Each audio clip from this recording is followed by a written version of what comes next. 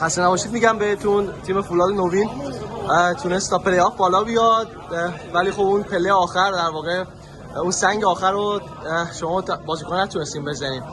بازی کلا چطور بود شرایط فولاد نوین تو فصل گذشته و اینکه حالا برنامه‌ای که برای آینده دارین با این تیم؟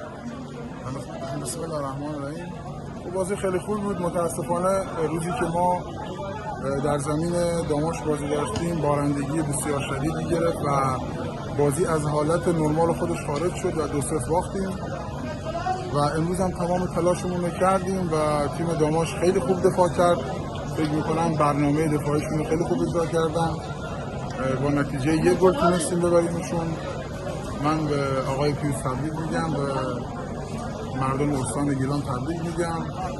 انشالله ما هم باید کار کنیم، تلاش کنیم بهتر بشیم و بتونیم به مقتدرانه تر صعود بکنیم.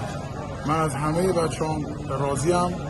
واقعا هر چی امتیاز جمع کردیم با شرافت جمع کردیم، خودمون جمع کردیم و خوشحالم از این موضوع که ما هر چند امتیازی تونستیم جمع کنیم و تا اینجا بودیم با شرافت بازی کردیم و با شرافت کار کردیم. بازم تبریک میگم به مجموعه داماش و آرزوی موفقیت میکنم. خیلی ممنون. ما هم برای شما آرزوی موفقیت.